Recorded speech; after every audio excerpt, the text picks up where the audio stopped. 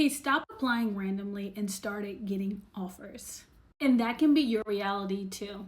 And in today's video, I'm going to show you the same framework that helped Gerald go from being unemployed to working in GovTech in less than 30 days, making over 80K. So join me on Gerald's journey and let's listen to his success story. Today, I'm sitting down with the wonderful Gerald White, who was stuck in a weird place in his job search, like many others, ready for change. And what happened next is exactly why strategy matters.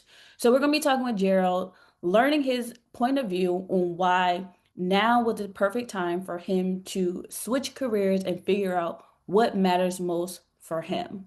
So, before we get started, if you're watching this on YouTube, please subscribe to the channel and hit the bell for notifications. All right, let's get started on Gerald's success story for 2026. Hey, Gerald, welcome in. How are you today? Hey, Erica, good morning. I'm doing great. I'm doing great. How you feeling? Awesome, awesome. Glad that you are here. So excited to talk about the progression in your career, things that have been working out for you, and even some things that you plan on working on for 2026. So let's kind of backtrack and start from the beginning with, how we met and why you were in that space of, I need to kind of figure out what's my next move in my career. So, how we met? Naturally, LinkedIn, and connecting with you on LinkedIn, namely because, hey, she's from the city that I was born and raised in. So it was like great to see Mhm. someone from the city doing something outstanding, which ultimately led to, hey, I'm in a pivot point and I'm stuck and I have no idea what to do. How do you quantify 15 years of government experience into 2 pages? How do you what does that even look like? So that's how we got here. Yeah. Awesome. And with us obviously being from the same city, being able to relate on that level, I guess that kind of secured your comfortability in knowing, hey, in worst case, I can pull up and figure it out in person. So Right. yeah, so I definitely appreciate that. So with your government experience, and mentioning the 15 years, that's a lot of experience for one person to carry on themselves. Did you feel like your resume was consuming all 15 years and you felt like that was your running roadblock? That was one of the running roadblocks, honestly, because it was all government resumes. They didn't have a page length requirement Mhm. until recently. So Right. 15 years of experience was pages, pages and pages. And they wanted to see everything because you never knew where the thing that you did 10 years ago may fit the role that you're doing today, Exactly. or that promotion Exactly. that you got tomorrow may encompass something that you did at the very beginning of your government career. Yeah. So you were just at a standstill of like, I need to just put everything in here and what works, works. If it doesn't, it doesn't. I'm going to still keep applying. And I feel like a lot of people who are tenured, who are definitely over the age of 35, we feel like we have to kind of put everything together because we just never know. Obviously, you would think in your mind, the longer my resume, the more credible I am, the more experience I have. But in a lot of cases, especially in GovTech, it can be a problem. And now with the 2025 resume 2 page shutdown, it basically limited a lot of people and it became very scatterbrained. So I can definitely understand that. So, with the resume that you originally had before we met, how many applications would you say you were sitting out? So initially, and we're gonna jump a little bit, but I started a business and I really had zero intention on applying. Hmm. I was just gonna ride the wave because we had that deferred resignation period where we were still getting paid. I was kind of just riding the wave.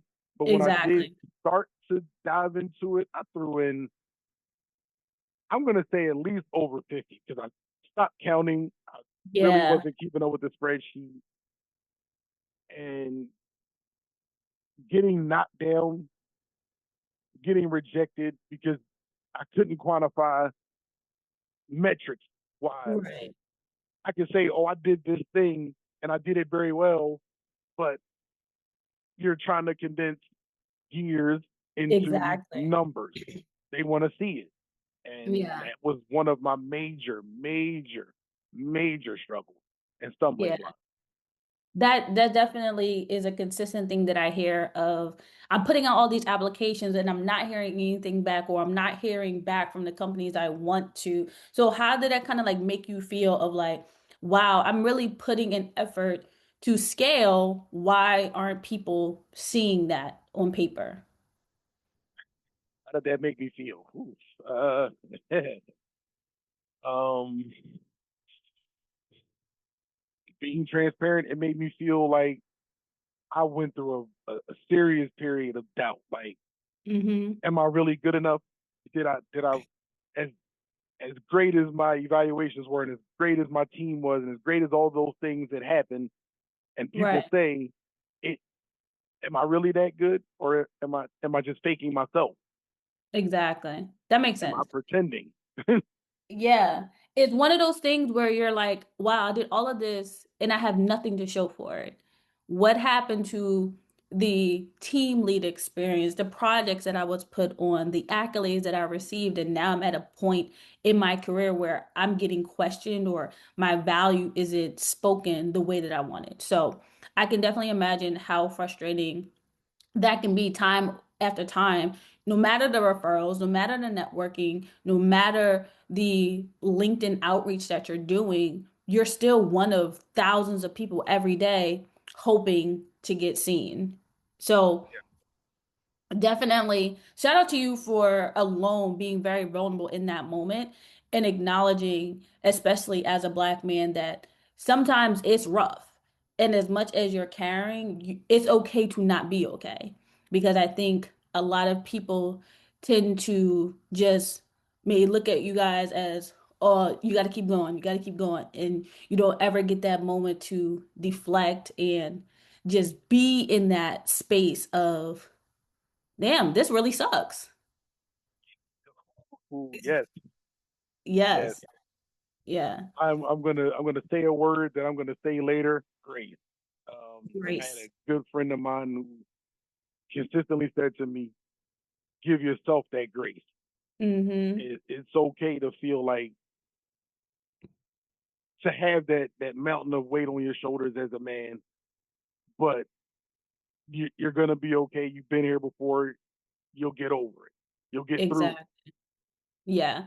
And as long as you are looking at it in a positive light, like I am great, I am amazing, I am strong-minded, those motivational mantras, so to speak, will definitely help you, move forward every single time because, you know, you can think that, for yourself, but like the more that you say it, the more that you hear other people say it to you, that is the energy and the focus that you need.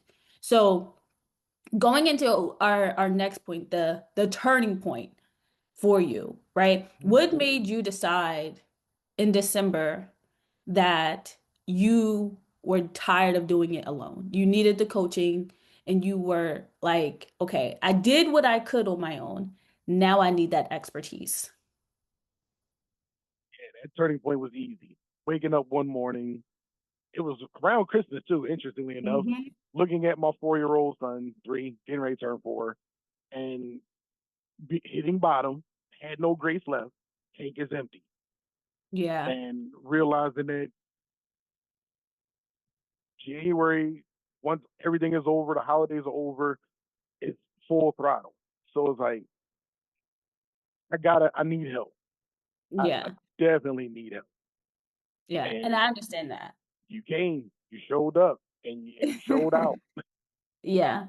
And being a parent myself, it's nothing more heartbreaking to know when you want the world for your child. Even if you have the perfect setup, you still will always want more for the unknown, especially for them being under 10. Mine is under 10 as well.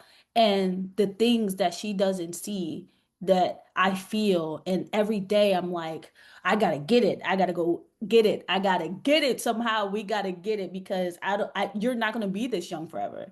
You're not gonna be this naive and this innocent where the real world is going to put you in a place like never before. And I don't want you to be. So I need to kind of get it together so that I can help prepare you for that. So that alone gives you the motivation as a parent, Indeed. as a parent. Absolutely. So, and even with that, during Christmas time, I get a lot of DMs of, I wish Christmas time, holiday time, I got to get this for my kid. It's the end of the year, rent, very, very open, vulnerable space, right? But what was your kind of maybe almost hesitation before you realized like, all right, life is always going to be lifing, but I need to do this for me. Naturally, for anybody being transparent, it was Mm-hmm. that financial impact does play a Yeah, role when you have so much responsibility for so many things. That that's a real thing. It makes you hesitant. Like, can I afford that? But can you not afford it? exactly. Can you Exactly. not afford to invest in yourself, to invest in your future for you and yours? Mm-hmm. So it was kind of a no brainer. Yes, exactly. And I think I want a lot of people to understand that honestly, no matter if you're paying a low amount or a high amount, right? The value should always be there, right? I focus with everyone not putting them in the same box. Jared will tell you, everybody honestly does not pay the same price because everyone has different goals and different sets of success that they're trying to achieve. And if you know that, hey, I'd rather you come to me and say, hey, I have X amount and I'm struggling in X area. I really need the help to get to this area. Absolutely. But you have to also retrain your brain to realize, like, hey, I've known that I've been in this weird space, this unemployed, this sucky space for 3 months, 6 months, 6 weeks. Well, even the timeline doesn't even matter, but you know that once you hit to that unhappy point that enough is enough, you have to make that mental investment to then process that financial investment, no matter if you think it's not enough or too much. But if you train your brain to realize that it's going to be high value, high impact, and the end result is going to put you in a better position, like he said, it is definitely a no-brainer. So, when you first got your resume back, were you able to compare the before and after of what was missing for you? Yes, numbers. There were unequivocally percentages associated with the things that I did that I was great at, but Hmm. had the hardest time putting them into a quantifiable number. That was the major difference. That was the sticking point. The hardest part about my resume was I could have a Yes. long blurb and a whole bunch of experience, but I had no numbers to back up the Yep. thing. Hmm. So when did you kind of start seeing that momentum once you put the resume out there? I'm gonna be absolutely honest with you. After I messaged you the night that you sent it back, I started the next day, and it was Yes. like a snap. Like, wait a second, like I'm getting feedback immediately. Immediately. People Yes. reaching out immediately, Yeah. and it was all of those months of trying. Hmm. It was replaced in days with ain't got to try as hard because it speaks for itself. Exactly. Updating your Exactly. LinkedIn profile, my LinkedIn profile as well to match the skills that were on my resume. People started Yes. coming to me and saying, "Hey, I got this position. Would you like to interview?" Like, wait, what? I'm the Yes. same guy that couldn't get a pass. Exactly. Exactly. So what surprised you most about the process? Was it the fact that you knew but you were scared, or that you knew and you were like, I already know, like Like you went to sleep that night and was like, I know I'm good. I know I'm good. I knew and I was good, but I was still scared.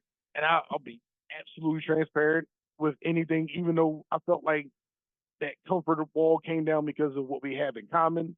That Yes. fear is still there of putting yourself out in front of someone and saying, I don't know. Mm-hmm. Like we've gone through several different people touching your resume, and everyone's resume that they give you back looks different. And it's like, what's going to be different this time? Exactly. And then You saw it. everything was different this time. Everything. How many interviews do you think you started getting since January? Since January. Oh wow, February. 1, 2, 3, 4, 5, 6, 7, at least 10. Wow. Honestly, at least 10. Wow. 10 interviews? Literally. That's crazy. Yes. That's And crazy. I would have never thought. I just did. Yes. See, and I tell people that I am not Houdini, right? I am just a regular girl who knows how to do positioning. And once you have that mindset of if it's not working, I clearly need to change something. And that's all I talk about. It's repositioning. We are in a world of change of every single day. AI, automation, fast life. Like there's not a minute where anybody slows down. So you constantly have to keep changing and morphing and changing and switching up around your environment. So I tell people if you have been job searching for no more than 60 days consistently, especially if you're unemployed, that means you have to reposition yourself. Start small, start with your resume. Figure out, is it my metrics like you did? You knew right away my metrics were not speaking volume, right? And then translate all of that information into LinkedIn so you have the same story. So that way you're not going into LinkedIn blindsided, wondering why you're getting ghosted, left on red, people aren't viewing your page, or if they're viewing, they're not sending you a DM. So definitely correlate the story from the resume to the LinkedIn the same way. So let's talk about this new offer that we have. Yes, yes, yes, yes. The hoorah of the The moment. hoorah of the moment. We were able to get the resume. First, let's start from the beginning. We were scared Yes, during Christmas holiday break. We knew the new year was right here and we ripped the band-aid off. We yes. then started first with the resume. From there, immediately started applying, which I tell people all the time, do not sit on that resume.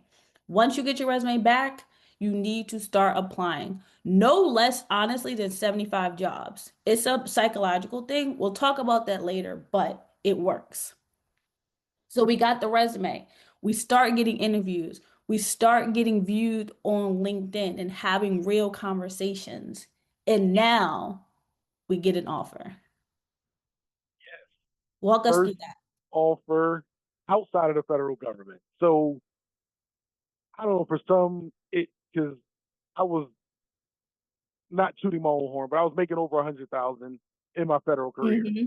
But this is a pivot to the private sector. I did not expect to get anywhere in that area coming out into the private sector because the market is inundated. But I got the offer. Hmm. And I can now say that I will be working with Mainline Health as a computer technician. They're doing a refresh project and they need a team to get through and push through this project. I have the Awesome. offer in hand and tomorrow is day one. Congratulations. No, Congratulations. thank I you love that because for you, it honestly. was because of your assistance that we're here. Yes. And I'm glad that you realized that the timeline was unlimited. You may have had a different date in mind. You may have wanted your offer letter the 18th of January. But now here we are, the 17th, 18th of February, but now you're in a healthier space to accept that offer. Because Yeah. a lot of people, they just see resume to offer. You could have got placed with a bad offer and out of desperation took it. That's never the goal. We want the same hypeness from the resume to the LinkedIn to the offer as streamlined as possible. So we got the offer. We're starting tomorrow. We're very pumped. We're very excited. What would your what would your old self say? What would December Gerald say right now? What would December Drill say right now? Have Give yourself grace. Feel the fear. Move through Hmm. that fear. Whatever your why is for pulling the trigger and getting help, just do it. It's Let's do it. Like it's Nike. yeah, just do it like Nike because it's gonna be scary. Everything, and I'm sure that anybody knows this, and especially as a black man, we are trained to be less outwardly fearful about things or saying that out loud. Mhm. But it's life. It's the reality, and just move. Just pull the trigger, man. It's You don't know what blessings are on the other side of moving with purpose, with someone Yes, who's helping you move with purpose. awesome. And what would you say to someone who's been stuck for 6 months to a year, who's just riding that roller coaster of, no, I'm getting interviews, but you'll see them weeks, months later, still with that green banner, still shooting their shot. Unstick yourself. Like, get out of your own way. Yes. You can be your own worst enemy, or you can be your own best cheerleader. And when that person shows up, I'm gonna paraphrase. Said when the student doesn't have to say when the student is ready, the teacher will appear. Something along those lines. Yes. When you Awesome. move out of your own way, the person that is supposed to help you get to that next step, that next level, will appear. Yes, they Move out will. of your own way. Move out of your own way. So, with someone, if someone is thinking about investing in themselves, but they're hesitant, they're scared, what would you tell them? Look at the things that you waste money on. Let's just be honest. We all have Yeah. vices. We all have things that we enjoy doing. But can those things take a breather to invest in yourself, to allow yourself down the road more time, Mm-hmm. money, finances, all of the things that you desire? Can you just sacrifice here to get what you want here? Exactly.